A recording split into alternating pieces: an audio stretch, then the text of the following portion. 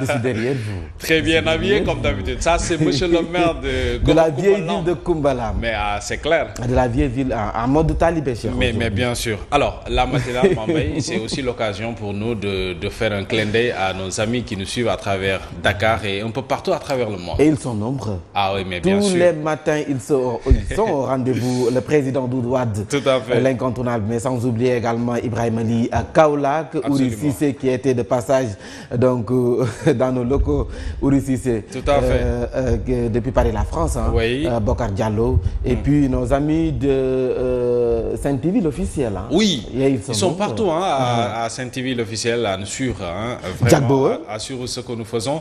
Jack Bauer. Le Khalif général Koulou lacrymogène. Tout à fait. Toujours en manche courte, comme le dit Fabrice Ngaman. Mais on espère que bon, ces temps-ci, il sera en manche longue. On espère. En manche longue. Parce qu'il n'y a pas de manifestation, j'imagine. Non, du tout, à part Nyolank.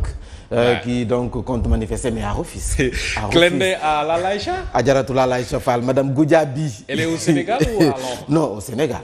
Ah ouais? Elle est au Sénégal, bien sûr. Moi c'est Londres qui doit se déplacer. Ah d'accord. Pour rejoindre le Sénégal. Et c'est pour très bientôt. C'est clair. Alors, Clendé à Madame Camara de Parcelles Assainies Casbe, BOA Casbe, Madame Camara qui nous suit tous les matins. Et puis, Clendé également à tous ceux qui nous suivent à travers le Sénégal, Serigne Cheikh Aliou Mbacké à Touba. Et voilà, Mambay, c'est l'occasion pour nous, sans plus tarder, de faire la lecture de l'apparition, de une des parutions. Et donc je me déplace. De l'autre côté, oui. Alors, Madame Fall, Ndeye Ndiaye, RDC, clin d'œil. Mais Mambay très bien habillé quand même. mais wow. Je peux? Oui, allez-y. Je peux? Allez-y. Ah, merci. Ouais, ça fait. Ibrahim Bari, RCD également. Mambay fête plutôt. Mam Sidi fête son anniversaire demain. Oui, demain. Mais demain, c'est samedi. Mais il fallait anticiper, Mam Sidi. Au moins, qu'on ait un gâteau le matin. Il veut des cadeaux. Des gâteaux. Ouais. Il veut des gâteaux. Alors, le réalisateur fête son anniversaire demain. Ah ouais. Donc, il fallait nous le dire un peu plus tôt, comme ça. Ah ouais. On aura un gâteau le matin. Ah oui, c'est clair. Parce que plutôt Mam Sidi, quand même, est toujours là pour nous. Donc, c'est notre rôle. C'est l'élément essentiel hein, de la matinale. En fait. Il est incontournable. C'est l'essentiel de la matinale. Mais c'est ça.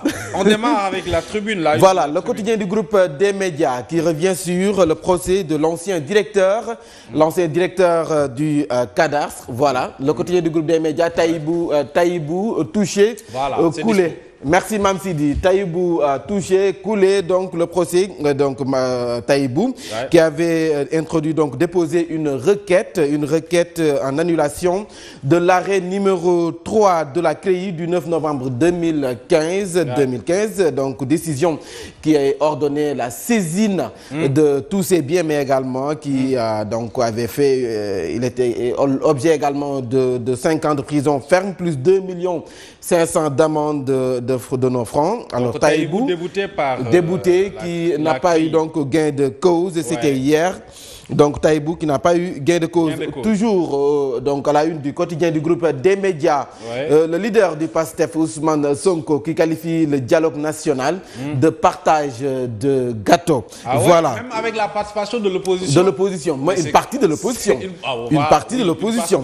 Ousmane Sonko sur RFI, le dialogue est un partage du gâteau. Selon lui, c'est un gouvernement d'union nationale qui est en train d'être cuisiné par ceux qui participent donc à ce dialogue. Selon Ousmane Sonko. Et tout ça sous le dos des Sénégalais. Des Sénégalais, selon le leader du PASTEF. Alors, nous passons donc au quotidien Réumi. Réumi, oui. Réumi, quotidien toujours Taïbou Ndiaye, l'ancien directeur du cadastre. Qui fait toujours la une des journaux. Qui fait toujours la une des journaux, qui perd donc hier devant la CREI, mais Réumi qui donc pose une interrogation.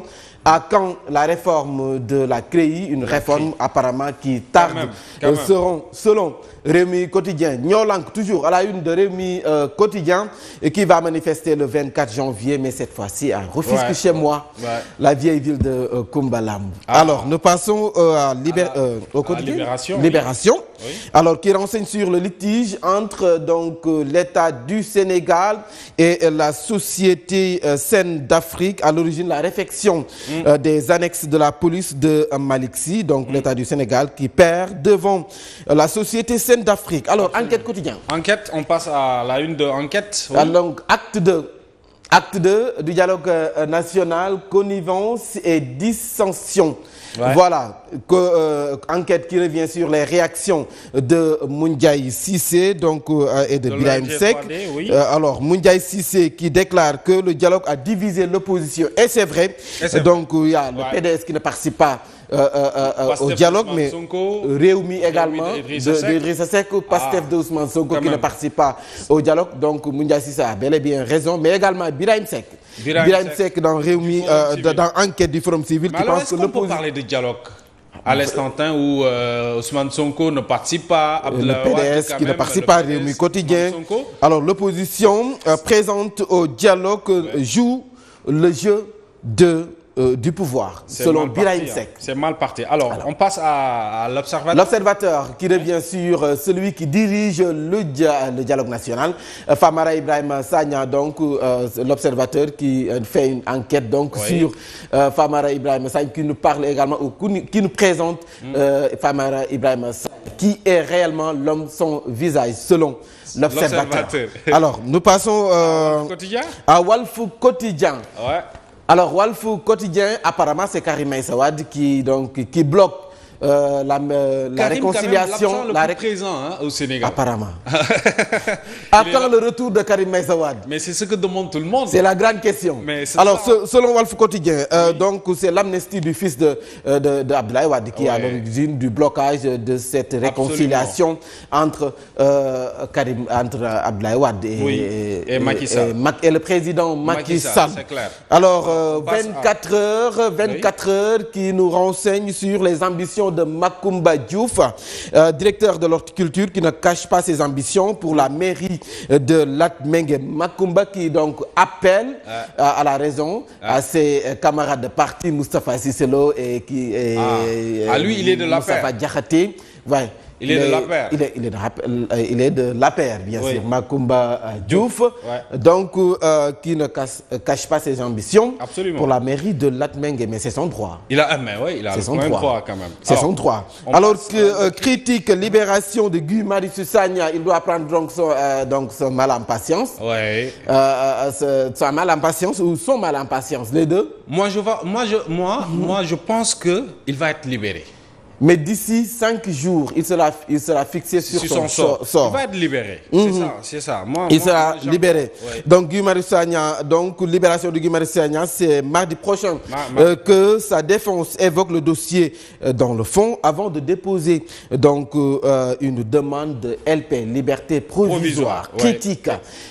Critique, donc qui... Non, c'est Sud Quotidien. Plutôt. On passe Sud Quotidien. Le Sud Quotidien. L'impasse. Alors, l'impasse, il s'agit de la rencontre de médiation entre G7 et Mariam Sarr, mais qui n'a pas abouti apparemment. Ça donc les syndicats. Voilà. Débrayage maintenu pour le 22 janvier, grève totale jeudi et une marche nationale au menu. Ouais, ça va être compliqué. Donc la médiation qui n'a pas abouti. Il faut que l'État réagisse par rapport à cette situation parce que vraiment. Le G7 et le syndicat... Au moment où on parle de dialogue national. Quand même. Vraiment. Alors, tout le monde. Dakar Times. Dakar Times plutôt. Dakar Times qui nous renseigne sur la tournée économique du chef de l'État, le président Macky Sall. Donc on pense que cette tournée n'est que sondage pour voir les localités qui lui sont favorables avant de fixer la date des élections locales. Mais bon.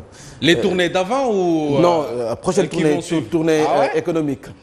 Pour certains. Ah ouais? Ce n'est que sondage pour voir les localités qui lui sont favorables avant de programmer les élections. Mais il a déjà fait le tour du Sénégal. Est-ce qu'il a besoin quand même de faire une autre tournée? Mais bon, c'est de bonne guerre, c'est de la politique. En politique, rien n'est gratuit. En politique, rien n'est gratuit.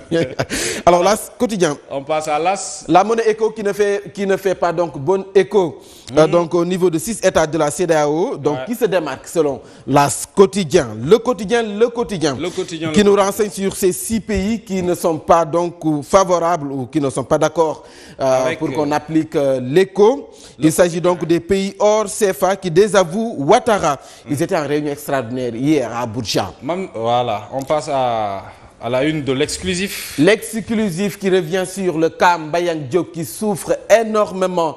Notre compatriote à l'Arabie Saoudite. En Arabie Saoudite est vraiment très malade, gravement malade. Elle est donc gravement malade sans aucune assistance. L'on se rappelle donc du communiqué de Horizon Sans Frontières qui déplore les conditions de détention de Mbayang Diop. En tout cas, l'État du Sénégal est interpellé. Et risque d'être... Le ministre sénégalais de l'Extérieur est interpellé également. Il faut qu'il réagisse. Voilà. Par rapport à sa situation. Alors, on passe à la une des Échos. Les Échos, Koumba Kane, donc cette mère de famille, mère de famille, 4 enfants, disparue, kidnappée, donc pour ser présumée kidnappée, donc l'on ignore pour le moment où se trouve Koumba Kane. Disparu complètement. Oui, disparu. Complètement. Voilà. Alors, Direct News. Alors, on passe à Direct News. Direct News qui barre sa une ou qui a fait une enquête sur les sans-abri de Dakar. Il y a des sans-abri à Dakar? Bien sûr, on les voit un peu partout à Dakar.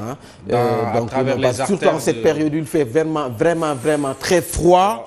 Donc, mal vivre dans la capitale sénégalaise selon Direct News. Vox Populi. Vox Populi, on passe à la une de Vox Populi. Il faut s'attendre à une hausse donc généralisée des prix, donc la taxe de 12% sur les importations qui affole les commerçants. Donc il faut s'attendre à une hausse sur les prix, une hausse généralisée. Après la hausse du prix de l'électricité, on passe à la hausse des prix. Mais c'est compliqué, ça va être compliqué.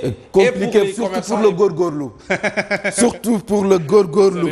Alors l'évidence sur ces goulots d'étranglement, donc on peut citer le TER, Train Express Régional, la santé, l'enseignement supérieur. Beaucoup de bruit autour de le TER avec le santé à l'arrêt, la santé avec les gessemeurs, l'enseignement supérieur, les menaces de grève. C'est pour cela que donc l'évidence qualifie la lanterne des Sénégalais de goulot d'étranglement. Vraiment, d'étranglement. Alors, Grand Place. Ces menaces donc des JO 2020 à 2022 à Diamniadio, avec les violences notées dans les Nawetan à Rufisque. C'est compliqué. Nous renseigne donc Grand Place ce matin. Alors, nous bouclons avec Le Soleil, Macky Sall. Le quotidien. Le quotidien, Le Soleil, l'Astre de Anne. Macky Sall donc en Grande-Bretagne, à Togo, mais également en Suisse, du 17 au 22 janvier pour une visite de travail, Mohamed. Mais on constate ici le président Macky Sall à la tribune des grands. Il y a Emmanuel Macron, au banquet. Il y a Bush. des puissants du monde. Quand même. Est-ce que cela fait de nous un puissant? Bon, c'est la question que tout le monde se pose. Qui taraude l'esprit de beaucoup de Sénégalais d'ailleurs. Je ne le crois pas. Je ne le crois pas. Alors, merci Mambay. Merci.